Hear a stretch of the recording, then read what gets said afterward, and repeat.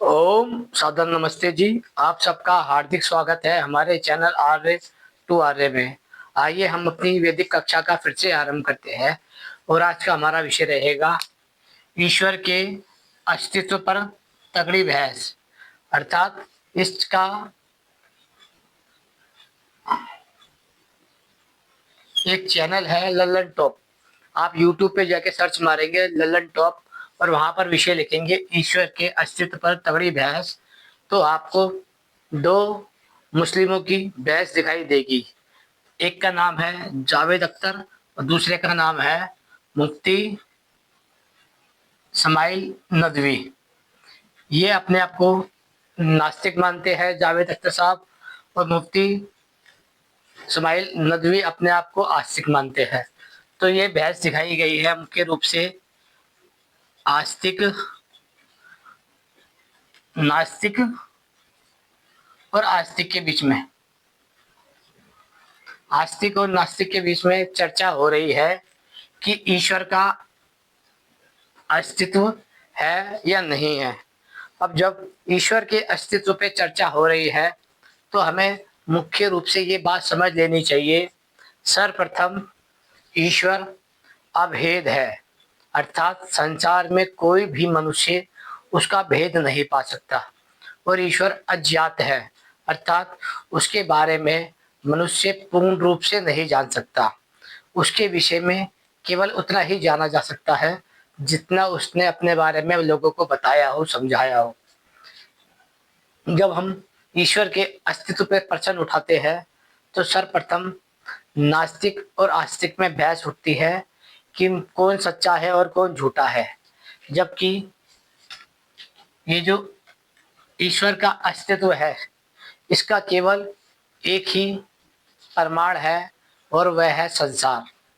ये जो संसार आपको दिखाई दे रहा है वह इसका सृष्टिकर्ता होने से, इसका व्यवस्थापक होने से, इसका निर्माता होने से, इसका रचनाकार होने से, इसका पालनहार होने से ईश्वर कहलाता है।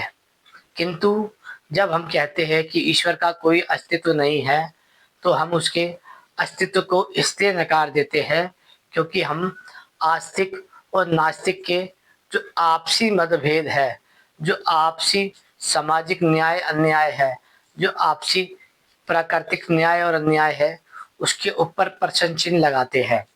इसलिए जब हम कहते हैं कि ईश्वर का अस्तित्व है या नहीं है, इस पर आस्तिक और नास्तिकों की चर्चा हो रही है या बहस हो रही है, तो ये विषय ही अपने आप में छल होता है। क्योंकि संसार का बनाने वाला जो ईश्वर है वह संसार में उसी प्रकार उपस्थित है जिस प्रकार शरीर के अंदर आत्मा रहती है, लेकिन वह आत्मा कभी भी शरीर के पदार्थों में व्याप्त रहती है लेकिन उसके संपर्क में नहीं आती। जैसे किसी मनुष्य का शरीर अग्नि, जल, वायु, मिट्टी और आकाश तत्व से बना है, किंतु जो उसकी आत्मा है वह उसके भीतर रहकर भी इनमें से किसी भी तत्व के संपर्क में नहीं आती। इसलिए वह आत्मा कभी भी खंडित नहीं होती, कभी भी नष्ट नहीं होती, कभी भी गीली नहीं होती और कभी भी जलती नहीं है। इसलिए हमें ये समझ लेना चाहिए, ये जो अथाह संसार आपको दिखाई दे रहा है, ईश्वर इसके अंदर व्याप्त रूप में है, किंतु वह प्रकृति आदि तत्वों से अलग रहता है। इसलिए वह, क्योंकि वो फॉर्मलेस है, वह स्थान नहीं घेरता, वह दिशा नहीं घेरता, वह देश नहीं घेरता, वह किसी भी भूमि को नहीं घेरता। लेकिन जब हम ईश्वर के अस्तित्व पे बहस करते हैं तो यह उस ईश्वर के अस्तित्व पे बहस नहीं होती, ना ही उस ईश्वर के अस्तित्व पे चर्चा होती है। ये चर्चा होती है आस्तिक व्यक्ति की आस्था पे और नास्तिक व्यक्ति की अनास्था पर। मुख्य रूप से यही समझ लीजिए, ये जो चर्चा हो रही है लल्लन टॉप चैनल के ऊपर, यह मुख्य रूप से आस्तिक और नास्तिक पर चर्चा है, ना कि ईश्वर की अस्तित्व पर। आइए समझने का प्रयास करते हैं कैसे। जब हमने उन दोनों की चर्चा को सुना तो लगभग वह 2 घंटे का वीडियो था। उस 2 घंटे को वीडियो को निकालने पे हमें कुछ-कुछ विषय समझ आए हैं। आइए उनमें मुख्य रूप से समझने का प्रयास करते हैं। इस विषय को छोटे-छोटे शब्दों में लिखा गया है, हो सकता है वह आपको दिखाई ना दे, इसलिए आप केवल हमारे शब्दों पे ध्यान दीजिएगा। पहला है विषय ईमान और विश्वास। आस्तिक लोगों का ईमान है कि इस संसार को बनाने वाला ईश्वर है। केवल वह इसको ईमान की दृष्टि से देखते हैं, ना कि वह इस पे पूर्ण विश्वास करते हैं। ईमान एक प्रकार से आप आस्था कह सकते हैं और आस्था में प्रश्न नहीं किया जा सकता। यदि किसी ने आपसे कह दिया है कि संसार को ईश्वर ने बनाया है, खुदा ने बनाया है या अल्लाह ने बनाया है, तो आपको वहाँ पर आस्था या ईमान के नाम से या अकीदे के नाम पे विश्वास बना दिया जाता है कि आप उस पे अनबिलीव यानी कि आँख बंद करके विश्वास कीजिए। इसलिए यहाँ पर जब ईमान की बात आती है, आस्था की बात आती है, अकीदे की बात आती है, तब यहाँ पर विश्वास नाम का जो बीज है वह बो दिया जाता है। इसलिए जब लोग कहते हैं कि फेथ और बिलीव में अंतर होता है, तो वह फेथ ही बिलीव का रूप लेता है, अर्थात ईमान, आस्था और अकीदा ही विश्वास कहलाता है। इसलिए विश्वास में विश्वास की जो पहली सीढ़ी है वह ईमान, आस्था और अकीदा है, जबकि अकीदे से ईश्वर का अस्तित्व सिद्ध नहीं होता। इसलिए आपका अकीदा क्या है, आपका ईमान क्या है, आपकी आस्था क्या है, इससे ईश्वर का कोई संबंध नहीं है। अब दूसरा विषय आता है प्रकृति के नियम में भेदभाव। यह जो प्रकृति है इसके नियम में भेदभाव है, अर्थात उसने किसी को मनुष्य बनाया है, किसी को पशु बनाया है, किसी को स्त्री बनाया है, किसी को पुरुष बनाया है, किसी को नर बनाया है, किसी को मादा बनाया है, किसी को चेतन बनाया है और किसी को जड़ आदि बनाया है। इससे जो प्रकृति में भेदभाव दिखाई देता है, तो वह समझते हैं कि प्रकृति ने ये स्वयं बनाया है, तो वह स्वयं बनाने से लोगों को लगता है कि वह भेदभाव कर रही है। जबकि संसार में मुख्य रूप से देखा जाए तो भेदभाव अवश्य है, लेकिन वह भेदभाव ईश्वर के द्वारा बनाया गया है, क्योंकि जब एक प्रकार का एक मनुष्य नहीं होता तभी वह दूसरी वस्तु बनाई जाती है। यदि मान लीजिए आपके सामने 4 मनुष्य खड़े हैं या 40 मनुष्य खड़े हैं, उनमें अपनी अपनी आकृति का, रंग रूप आकार का भेद होता है, उसी प्रकार अन्य अन्य रचनाओं में भी भेद होता है। इसलिए ये समझा जा सकता है कि प्रकृति के नियम में भेदभाव है, इससे भी ईश्वर का अस्तित्व सिद्ध नहीं होता। इसलिए ये जो 3 विषय है, ईमान, विश्वास, प्रकृति के नियम में भेदभाव, इस पर मुफ्ती साहब ने और जावेद अख्तर ने बहस की, चर्चा की, लेकिन यह ईश्वर का अस्तित्व नहीं है और ना ही इससे ईश्वर का अस्तित्व सिद्ध होता है और ना ही इनसे ईश्वर का अस्तित्व नकारा जा सकता है। फिर आता है आस्तिक और नास्तिकों के नियम, अर्थात आस्तिक उन नियमों को नहीं मानता है जिसको नास्तिक मानता है और नास्तिक उन नियमों को नहीं मानता है जिसको आस्तिक मानता है। किंतु आस्तिकों के मानने से और नास्तिकों के ना मानने से ईश्वर की सिद्धि और असिद्धि नहीं होती। इसलिए ईश्वर का अस्तित्व आस्तिकों के मानने पर और नास्तिकों के ना मानने पर निर्भर नहीं करता। फिर आता है देश और प्रकृति के नियम। जब हम देश और प्रकृति के नियम आदि की बात करते हैं तो हमें पता चलता है किसी किसी देश में कई कई घंटे धूप निकलती है, कई कई घंटे रात निकलती है और कई कई घंटे दिन निकलता है, किंतु किसी किसी इलाकों में, किसी किसी देश में यह लंबे समय तक नहीं निकलता। इसलिए प्रकृति का भेदभाव दिखाई देता है। कहीं का रंग रूप आकार कुछ और होता है, कहीं का रंग रूप आकार कुछ और होता है। लेकिन देश और प्रकृति के नियम में ये बात तो मुख्य रूप से है कि प्रकृति के सूर्य, चंद्रमा, जल, पहाड़, नदी, तालाब, इन सब पे मुख्य रूप से सभी मनुष्य का अधिकार है। इसलिए प्रकृति के नीति नियम कायदे से और भेदभाव से भी ईश्वर की सिद्धि और असिद्धि नहीं होती। इसलिए पहला नियम ईमान, विश्वास, प्रकृति के नियम, आस्तिक और नास्तिक के नियम, देश और प्रकृति के भेद नियम, इन सब से ईश्वर का अस्तित्व और अनस्तित्व नहीं सिद्ध होता। फिर आता है मन्नत, दुआ और मनोकामनाएं। अर्थात जो लोग ईश्वर से मन्नत मांगते हैं, दुआ मांगते हैं, मनोकामना मांगते हैं कि मुझे संतान दे दो, मुझे स्कूल दे दो, मुझे पढ़ाई दे दो, मुझे धन दे दो, मुझे ऐश्वर्य दे दो, मुझे सुख दुख से बाहर निकाल दो, वह जब इन सब मनोकामनाओं को पूर्ण रूप से सुनता है तो वह बलात्कार होती हुई स्त्रियों का, हत्या करते हुए पुरुषों का और मरते हुए मनुष्यों का मन्नत, दुआ और मनोकामना क्यों नहीं सुनता। अर्थात वह कहते हैं कि जिसे मन्नत, दुआ और मनोकामना की आवश्यकता होती है, वह उसकी मनोकामना जब नहीं सुनते तो वह उसके मानने वालों की मनोकामना कैसे सुन सकते हैं।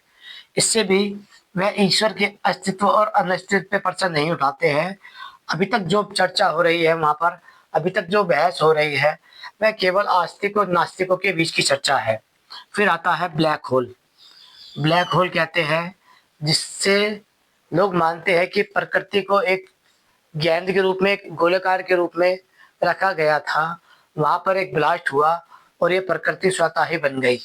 इसलिए ब्लैक होल के द्वारा बनाई गई प्रकृति स्वतः बन जाती है।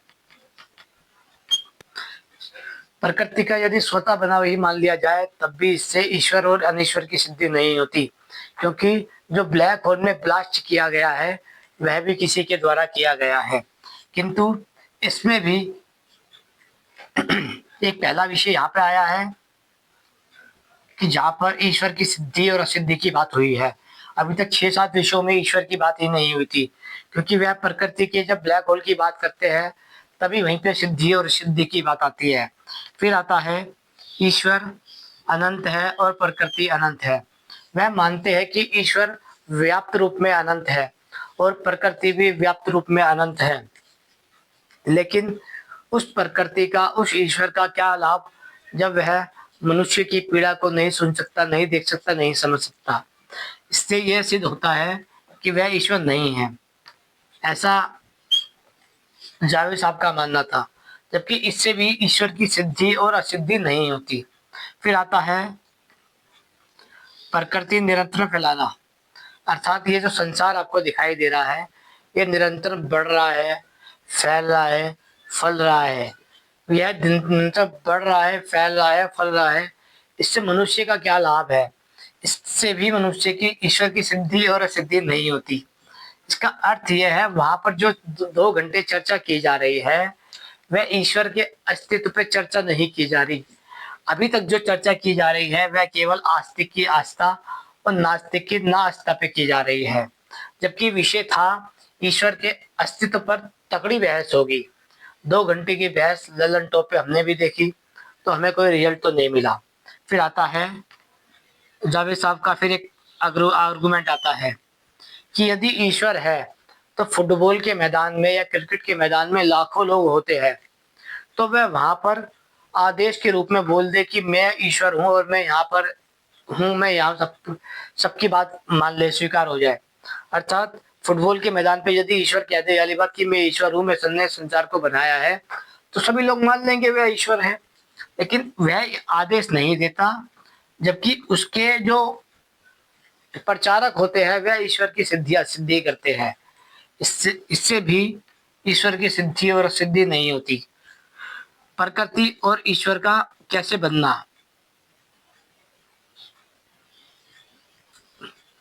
अर्थात प्रश्न पूछा गया ये ईश्वर प्रकृति कैसे बनी, तो उसने कहा कि प्रकृति को कोई बनाने वाला है। तब दूसरा प्रश्न आया कि ईश्वर को भी कोई बनाने वाला है। अर्थात दोनों तरफ ये प्रश्न उठाए गए कि जब प्रकृति को कोई बनाने वाला हो सकता है तो फिर ईश्वर को भी कोई बनाने वाला हो सकता है। जब आप ये बात कहते हैं कि प्रकृति को कोई बनाने वाला नहीं है तो फिर ये क्यों नहीं मानते कि ईश्वर को कोई बनाने वाला नहीं है? और जब ये कहते हो कि ईश्वर को बनाने वाला है तो प्रकृति को बनाने वाला भी है। तो इसलिए आपस में इनका बहस हुआ दूसरे विषय पे, यानी कि ये दूसरा विषय। पहला विषय ये कि ब्लैक होल, यानी कि ब्लैक होल में जो धमाका हुआ वह किसके द्वारा हुआ। पहला ये विषय हो गया। दूसरा ये प्रकृति और ईश्वर को कैसे बनाना, किसने बनाया और कैसे बनाया। तीसरा विषय आता है, इसके बाद विषय आता है नास्तिक स्वतंत्र है और आस्तिक परतंत्र विचार वाला होता है। इसका अर्थ ये होता है जो नास्तिक व्यक्ति है वह है सुख दुख, धर्म अधर्म, ईश्वर अनिश्वर, मान अपमान, उचित अनुचित, खान पीन के ऊपर निष्पक्ष होके अपने विचार रख सकता है। किंतु जो आस्तिक व्यक्ति है उसके पास एक सीमा, एक बाउंड्री होती है। वह केवल उसके अंदर अंदर तक ही अपने विचार रख सकता है, ना कि उससे बाहर जाकर। यदि किसी नास्तिक ने ये बात कह दी कि ईश्वर होता है और नहीं होता है, मुझे इससे कोई अंतर नहीं पड़ता, तो यह नास्तिकता का कोई नीति नियम कायदे नहीं है। किंतु यदि यही बात कोई आस्तिक कह देता है कि ईश्वर होता है या नहीं होता है, इससे मुझे कोई अंतर नहीं पड़ता, तो जो आस्तिकों की जमात है वह नाराज हो जाती है। इसलिए आस्तिक व्यक्ति बाउंड्री के लाइन के अंदर होता है कि उसे क्या सोचना है, क्या विचार करना है, जबकि नास्तिक आदमी के पास कोई बाउंड्री नहीं होती। फिर आता है डॉक्टर और ईश्वर का अधिकृत, अर्थात वह कहते हैं कि मैं ईश्वर से अधिक डॉक्टर को बुद्धिमान मानता हूँ, क्योंकि डॉक्टर एक पढ़ा लिखा व्यक्ति है जो मुझे आदेश दे सकता है, जबकि ईश्वर मुझे आदेश नहीं दे रहा, वह पहले किसी और को आदेश दे रहा है और उसके द्वारा मुझे समझा रहा है। जबकि जो मेरा ईश्वर है वो मुझे भी आदेश दे सकता है जब वो दूसरे को दे सकता है, तो क्योंकि उसने अपने कई आदेशों को नए नए रूपों में बांटा है। ये बात जावेद अख्तर साहब भी बोलते हैं कि वह कई रूपों में अपने आदेशों को बदल चुका है और दे चुका है। फिर आता है ईश्वर और शैतान। ईश्वर और शैतान के विषय में जब बात आती है तो लोग मानते हैं कि यह धर्म और अधर्म के लिए है, जबकि ऐसा गलत है। ईश्वर और शैतान का अर्थ होता है ईश्वर संसार को बनाने वाला और शैतान जिसे ईश्वर ने बनाया है। फिर आता है न्याय और अन्याय। वह कहते हैं यदि ईश्वर ने शैतान को बनाया है तो न्याय और अन्याय को किसने बनाया है। तब यहाँ पे प्रश्न आता है, यदि ईश्वर ने शैतान को बनाया है और शैतान ने न्याय अन्याय को बनाया है, तो ये न्याय और अन्याय का दोष किसके ऊपर जाता है। इसका विषय अगला लेते हैं। वह बिना बिना ईश्वर और शैतान के परीक्षा कैसे होगी। अर्थात यदि कोई अपराध करता है, अन्याय करता है, अत्याचार करता है, तो ये कार्य सारे शैतान के द्वारा किए जा रहे हैं। और जो यदि मनुष्य अच्छे अच्छे कार्य कर रहा है, वह कार्य सारे ईश्वर के द्वारा किए जा रहे हैं। इसका अर्थ होता है कि मीठा मीठा गप कर लिया जाए और कड़वा कड़वा थूक दिया जाए। इसलिए जब जावेद साहब ये बात कह रहे हैं कि ईश्वर को क्या आवश्यकता थी शैतान को बनाने की, तो मौलवी साहब कहते हैं, मुफ्ती साहब यहाँ पे, कि यदि वह शैतान को नहीं बनाते तो फिर न्याय अन्याय अपराध और इसमें अंतर कैसे पता चलता। अर्थात अल्लाह ने शैतान को बनाया है न्याय अन्याय को देखने के लिए, अन्याय को बताने के लिए, भेद को बताने के लिए इसके। फिर आता है शैतान ईश्वर से अच्छा है। अर्थात वह कहते हैं कि शैतान कई रूप में हो सकता है अच्छा हो, क्योंकि उसने कोई बाउंड्री सीमा नहीं दी। जब आप कहते हैं कि शैतान किसी को भी बहका सकता है, किसी को भी अपने कंट्रोल में कर सकता है, तो वह ईश्वर से शक्तिशाली हो जाता है, क्योंकि ईश्वर सबको अपने कंट्रोल में नहीं कर सकता। इसलिए वह पैगंबरों को, अवतारों को, फरिश्तों को भेजता है, जबकि शैतान प्रत्यक्ष रूप से कार्य आदि करता है। फिर आता है छुरी बनाने वाले और छुरी का उपयोग करने वाले। अर्थात छुरी बनाने वाला छुरी बनाता है, लेकिन जो उसका उपयोग करता है वह उसकी अच्छे में भी करता है, बुरे में भी करता है। इसलिए ईश्वर ने शैतान बनाया है। शैतान अपना कार्य यदि उसके कोई संपर्क में आता है, वह अच्छा कार्य भी कर सकता है, बुरा भी कार्य कर सकता है। इसका अर्थ ये होता है कि जो छुरी है, जो निर्जीव वस्तु है, उससे मुफ्ती साहब तुलना कर रहे हैं एक सजीव व्यक्ति की, जिसे हम मनुष्य कहते हैं। अर्थात चाकू छुरी से तुलना की जा रही है एक मनुष्य की, जबकि मनुष्य एक सजीव वस्तु है प्राणी है और चाकू एक निर्जीव प्राण वस्तु है। इसलिए डॉक्टर और ईश्वर का अधिकृत भी ईश्वर की सिद्धि नहीं करता, ना सिद्धि करता है। ईश्वर का शैतान या न्याय या अन्याय होना भी ईश्वर की सिद्धि या सिद्धि नहीं करता। बिना ईश्वर और शैतान की परीक्षा ये भी सिद्धि और असिद्धि नहीं करता। शैतान ईश्वर से अच्छा है, ये भी सिद्धि और असिद्धि नहीं करता। छुरी बनाने वाला और छुरी का उपयोग करने वाला, इससे भी ईश्वर की सिद्धि और सिद्धि नहीं होती। अब आता है स्वतंत्रता का आदेश, अर्थात वह कहते हैं कि खुदा ने, ईश्वर ने,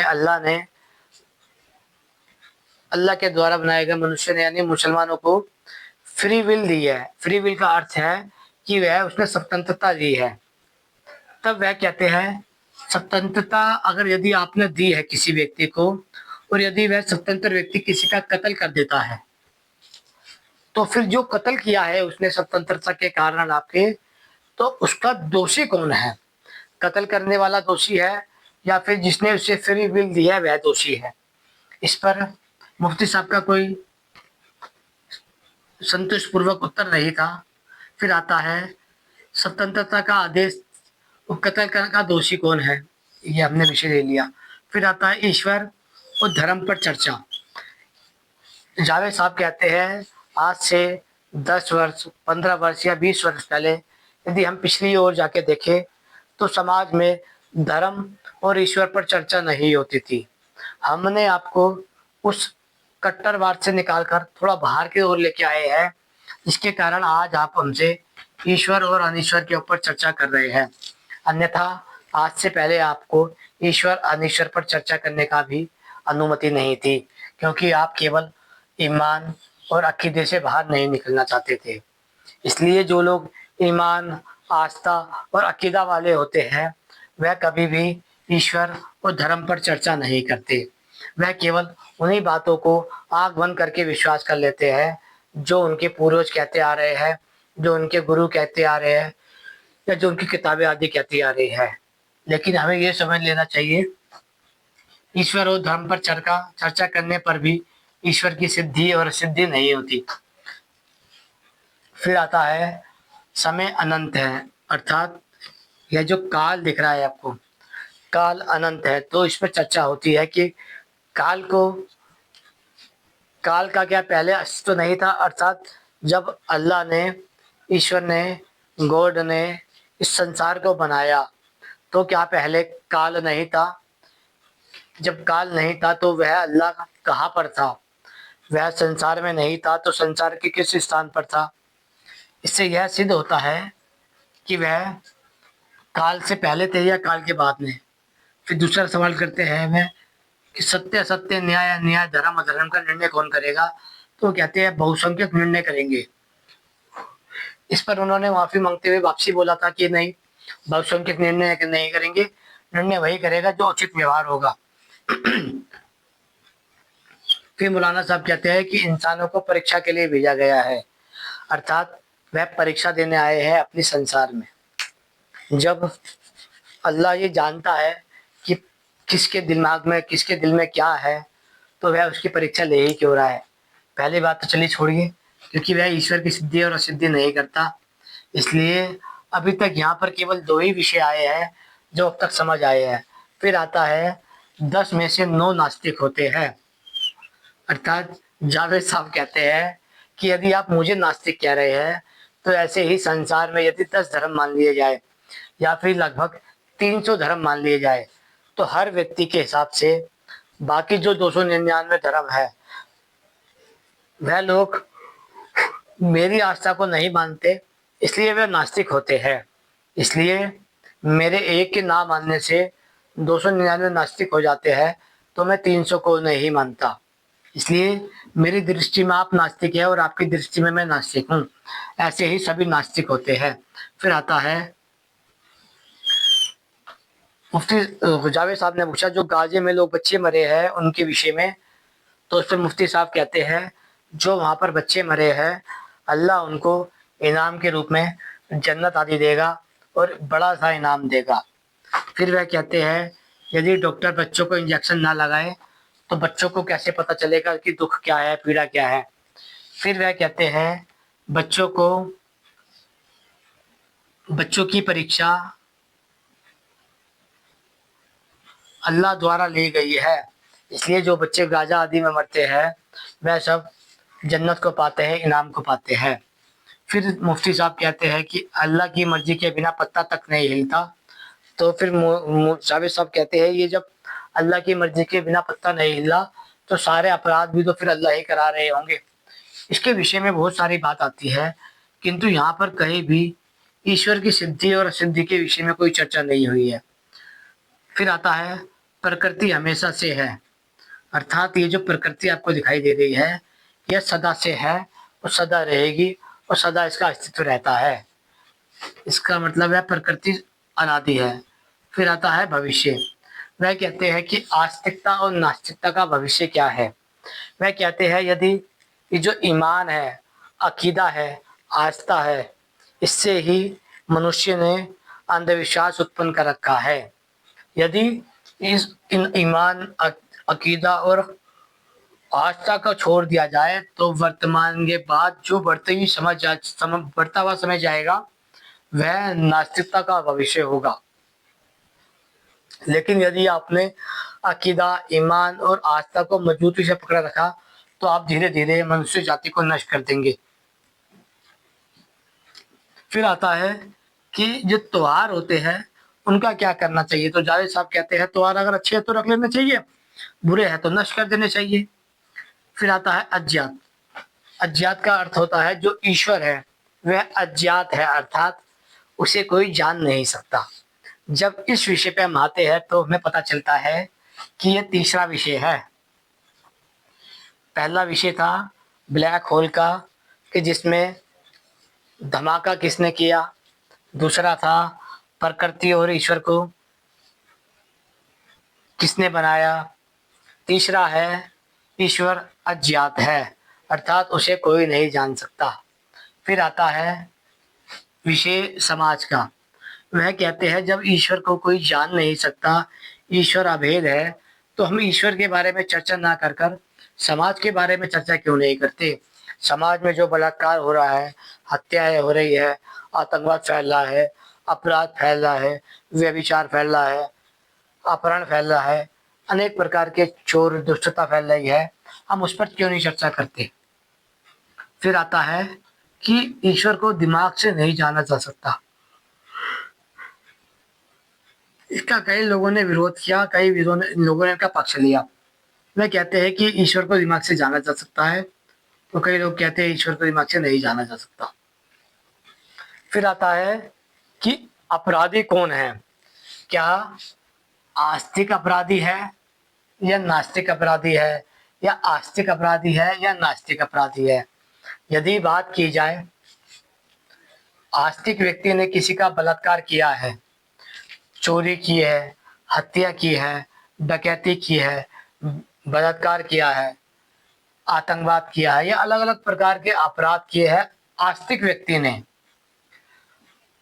और यदि नास्तिक व्यक्ति सज्जन मनुष्य है, सच बोलता है, न्याय करता है, परोपकार के कार्य करता है, मानवतावादी है, इन सबको यदि दृष्टि से देखा जाए तो अपराधी जो आस्था के नाम पे अपराध कर रहा है और नास्तिक जो अनास्था के नाम पे अपराध नहीं कर रहा है, इसमें से अल्लाह जो पकड़ करेगा, ईश्वर जो पकड़ करेगा वह किसकी करेगा।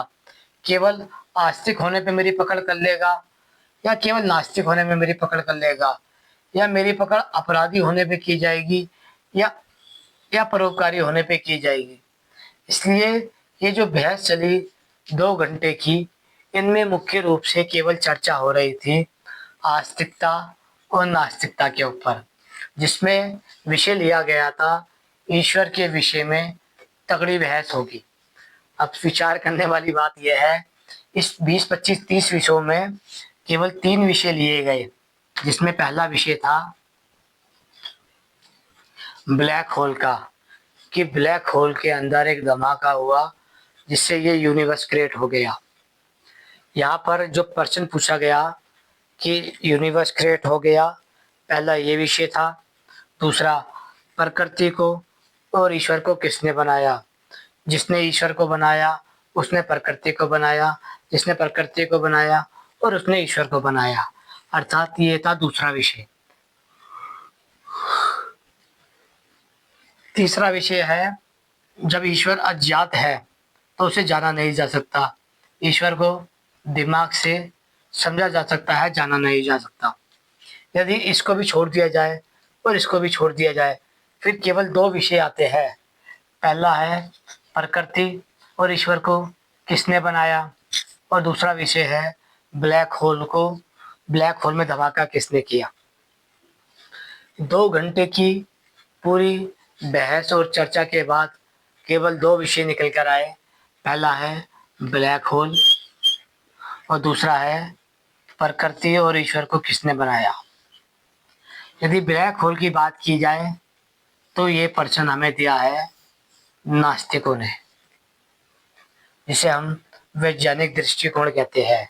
और दूसरा विषय है प्रकृति को किसने बनाया, वहीं से ईश्वर को किसने बनाया।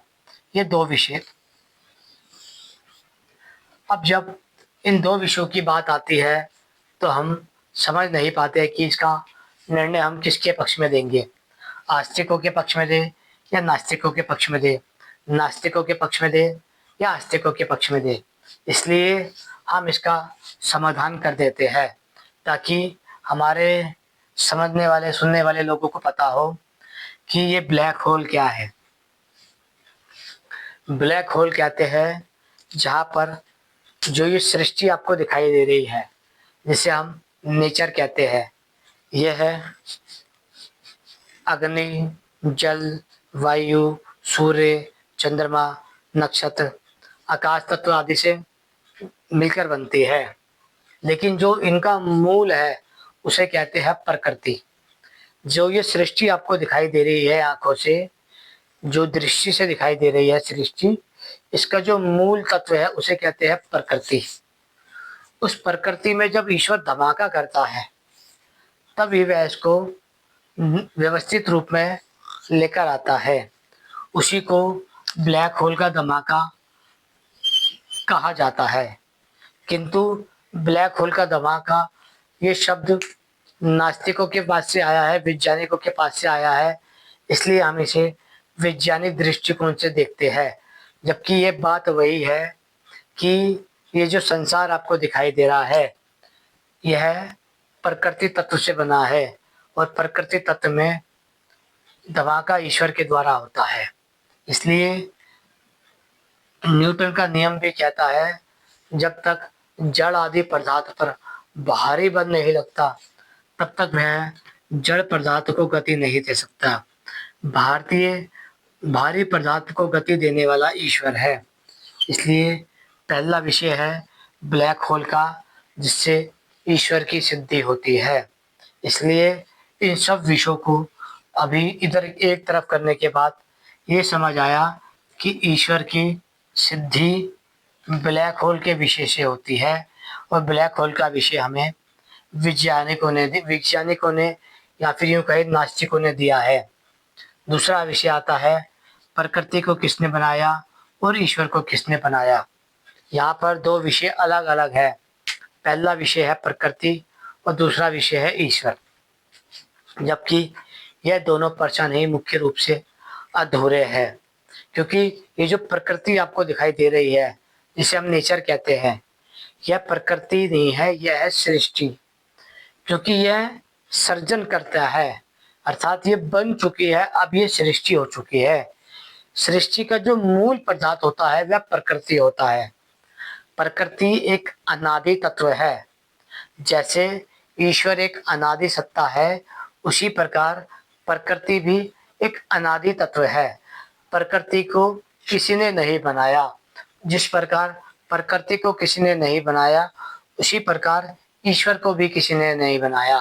क्योंकि प्रकृति और ईश्वर यह दोनों संसार का कारण है। इसलिए जब हम कहते हैं कि प्रकृति को किसने बनाया और ईश्वर को किसने बनाया, तो ये प्रश्न यहाँ पर रद्द हो जाता है। क्योंकि संसार में 3 वस्तुओं की सत्ता दिखाई देती है। पहला है व्याप्त रूप में संसार में ईश्वर, जिसे हम परमात्मा कहते हैं, दूसरा है जीव जिसे हम आत्मा कहते हैं, और तीसरी है सृष्टि जिसके पदार्थ को हम प्रकृति कहते हैं। इसलिए प्रकृति, आत्मा और परमात्मा, यह तीनों के तीनों ही अनादि और नित्य सत्ता है। ना ही इनका कभी निर्माण हुआ है और ना ही ये कभी नष्ट होगी। इसलिए ये केवल गतिमान होती है और परिवर्तित होती है। किंतु जिस प्रकार सत्य दो प्रकार का होता है, एक नित्य और अनित्य है, उसी प्रकार ये जो प्रकृति आपको दिखाई दे रही है ये सत्य है, किंतु यह अनित्य है। क्योंकि पहले प्रकृति उसी रूप में रहती है जिस रूप में बिल्डिंग बनने से पहले मलबा होता है, मटका बनने से पहले मिट्टी होती है, उसी प्रकार सृष्टि बनने से पहले प्रकृति होती है। सृष्टि बनने के बाद वह प्रकृति नष्ट हो जाती है क्योंकि वो सृष्टि बन जाती है, मिट्टी नष्ट हो जाती है क्योंकि मटका बन जाता है, और मलबा नष्ट हो जाता है क्योंकि वह बिल्डिंग बन जाती है। इसलिए यह अनित्य है लेकिन सत्य है। इसलिए प्रकृति को ये मानना कि प्रकृति को किसने बनाया है, तो ये प्रश्न अधूरा है, छल है, क्योंकि इसका उत्तर केवल और केवल वेद में है। इसलिए ना ही आस्तिक इसके जवाब को जानते हैं और ना ही नास्तिक इसके जवाब को जानते हैं। इसके जवाब को केवल धार्मिक आदमी जानते हैं, और धार्मिक वही है जो वेद के मानता है और वेद के सिद्धांतों की मानता है। आशा करते हैं विषय समझ आ गया होगा। ये 2 घंटे की बहस सुनने के बाद पता चला कि जिस पर ईश्वर के अस्तित्व पर तगड़ी बहस हो रही थी मुफ्ती साहब की और जावेद साहब की, वह ईश्वर के अस्तित्व पर बहस ही नहीं थी। ईश्वर के विषय में केवल 2 ही चर्चा की गई, प्रकृति को किसने बनाया, ईश्वर को किसने बनाया, और ब्लैक होल में कंपनता किसने पैदा की, यानी कि उसमें ब्लास्ट किसने किया। इन 2 विषयों को छोड़ के बाकी 25 विषय सारे के सारे कूड़े कचरे के बराबर थे ईश्वर के सामने। आशा करते हैं विषय समझ आ गया होगा आपको। समझ आया है तो लाइक कर दीजिए, शेयर कर दीजिए। ओम नमस्ते जी।